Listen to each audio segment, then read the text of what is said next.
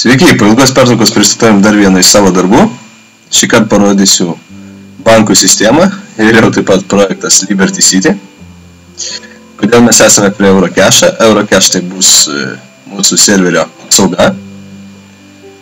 Ir viena iš šių privilegijų bus ta, kad Eurocache inkasuos ir pildys bankomatus. Taigi, dabar su kolega važiuosime į vieną iš bankų. Kol važiuosime, trumpai papasakosiu. Taigi, serverėje mes turime 3 bankus. Tai yra Swedbankas, DNB ir SEBas. Šiandieną parodysiu tik vieną iš bankų, tai yra Swedbanką. Sekantis bankai bus staigmena, kai prisiregistruosite prie serverio.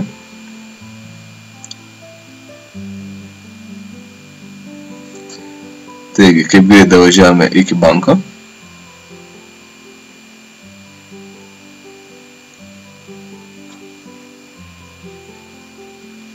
Taip atrodo mūsų Swedbanko išorė.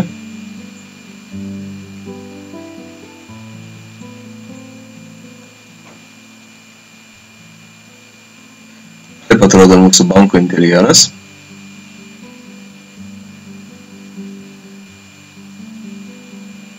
Pradėsime nuo banko valdymo. Taigi, aš šiuo metu nesu atsidaręs sąskaitas ir noriu ją atsidaryti. Tačiau iš pradžių aš galiu pažiūrėti informaciją apie banką. Taigi, matau šiuo metu taikomus mokesčius. Kortelės administracinis mokestis. Jis yra mokamas kartą per 24 valandas ir tada, kai atidaroma sąskaita. Šios pinigus gauna verslo savininkas. Bankomatuose pinigų nuėmimas irgi yra mokamas. Jį taip pat nustato verslo savininkas ir už tai taip pat gauna pinigus. Taip pat mes matome banko pinigų likutį. Banke pinigai auga nuo klientų. Ir žinoma, nusimti belekiek mes taip pat negalime. Jeigu banke nebus pinigų, tai kiek mums reikia, mes jų nepasiimsime. Pat matome ir klientų skaičių. Kitaip tariant, 3 bankai konkuruos vienas tarp kitų. Taigi, atsidarome sąskaitą, taip pat matome informaciją. Sutinkame su mokesčiais. Sugalvojame kodą 1, 2, 3, 4. Taigi, sąskaitos valdymas, įvedame PIN kodą.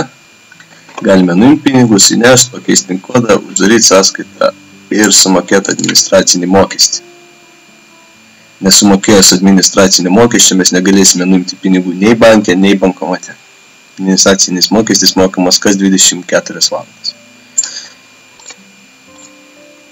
Taigi, toliau. Čia sėdi vienas iš mūsų darbuotojų. Čia yra verslo valdymas, čia inkasacija Eurocache. Verslo valdymas atrodo taip. Taip pat galima matyti visus bankomatus ir jų pinigų likučius, tačiau kadangi dar nėra sustatyti visi bankomatai, aš nedabaigiau to daryti. Taigi, dabar kolega sakys pinigų inkasaciją pas merginą.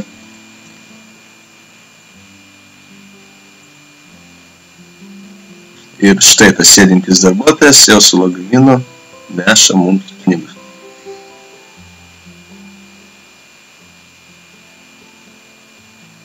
Kodėl filmuoju su kolega? Todėl, kad šis darbas taip pat yra komandinis. Štai, atneši pinigus, kolega paėmė lagaminą ir neša jį į automobilį. Taigi, šis darbas yra taip pat komandinis, todėl, kad padėtus pinigus automobilyje gali pavogti gaujos nariai. Aišku, apie gaujų sistemą pasakosiu vėliau. Bus tikrai labai įdomi. Štai kolega deda lagaminą į automobilį. Iš viso mes galime padėti 5 lagaminus.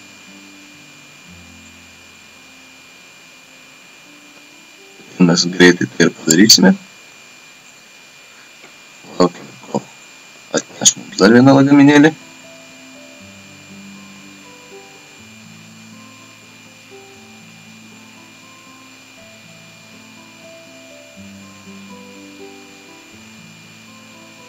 Tarpo mano kolega saugo automobilį, nes jeigu gaujos narys pavogs lagaminą ir pristatys į savo bazę, saugos darbuotojai papuls į minusą. O gauja turės papildomų pinigų.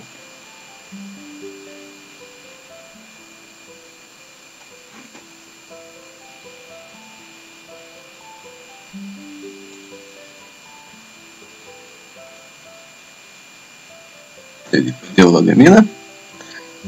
Pas lagaminą galima tada paimti. Galima vėl padėti. Čia ne problema. Taigi, tu prikrausime pilną automobilį.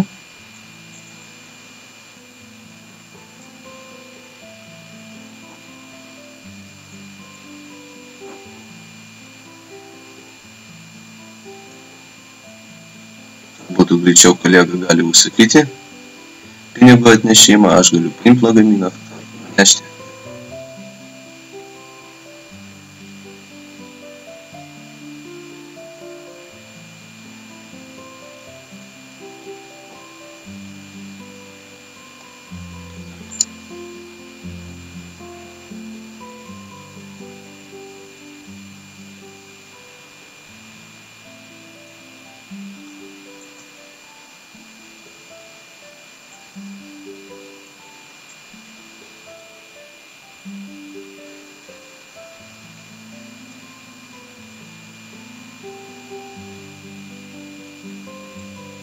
Taigi verslo savininkai skirtingų bankų konkuruos tarpusavyje dėl pinigų nuėmimo mokesčio bankomate.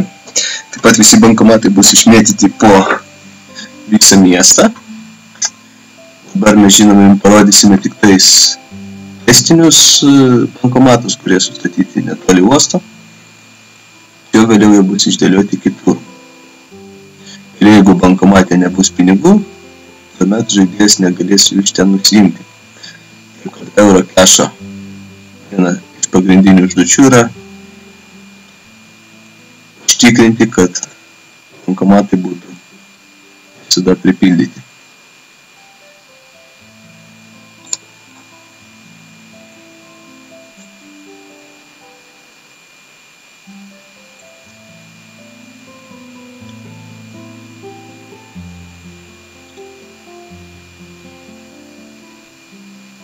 Eurocash darbuotojai turės komandą, su kuria galės matyti visus bankomatus, jie yra sunumeruoti numeriukais ir matyti, kiek jose yra pinigų.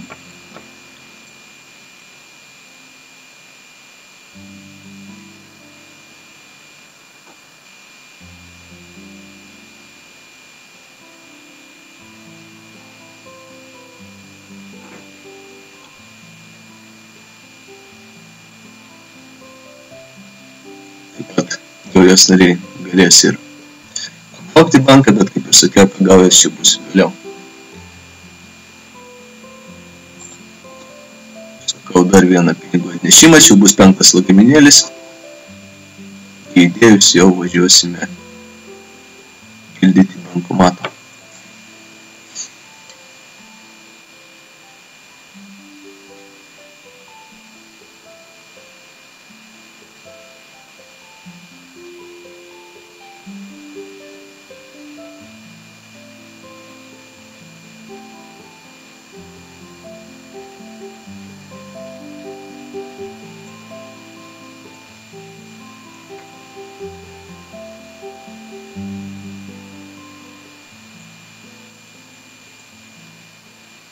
Taigi lagaminas padėtas.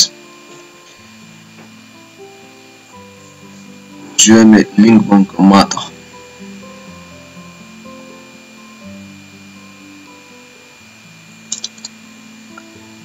Taip pat atsiprašau už prastą mikrofono kokybę, tačiau yra kaip yra, nieko pakeisti negaliu.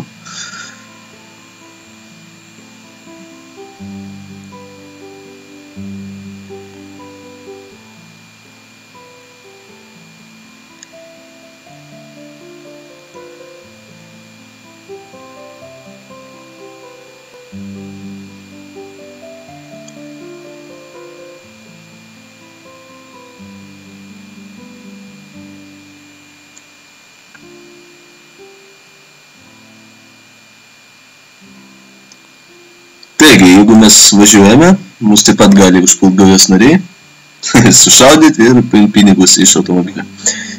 Ir bėgti su lagaminais į savo bazę.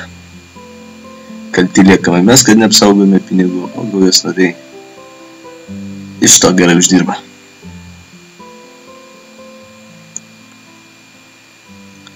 Taigi važiuojame į mūsų uostą. Būtent užsiregistravę jūs atsirasite saloje. Tai toks yra mini story modas. Ten atlikę tam tikras misijas, pakliūsite į uostą. Na, bet vėlgi aš to nerodau, nes paskui bus neįdomu. Žaisime, ten yra nuomos punktas.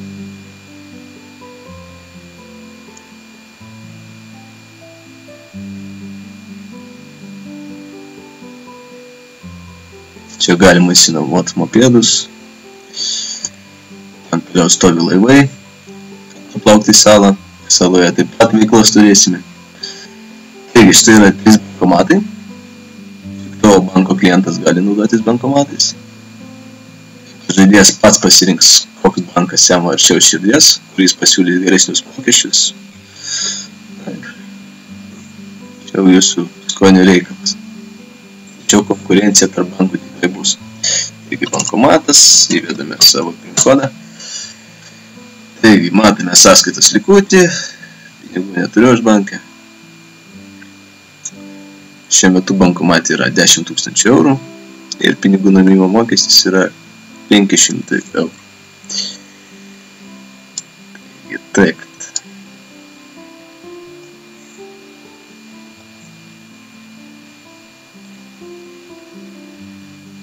Taigi, kolega ima lagaminėlį.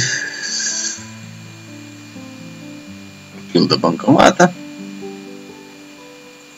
Viename lagaminėlyje yra 5000 eurų, tai automatiškai bankomatas pasipildo 5000 eurų. Šiuo metu bankomato likutis yra 100 000, tačiau visos dabar nurodytos kainos gali keistis, kadangi ekonomiką mes dar tikrai keisime, dar svarstysime, kaip yra geriau. Įsiraš vieną lagaminėlį. Matė, jau turime 30 000, įsipildėme savo darbo pelną. Ir turbūt jau paskutinis lagaminėlis.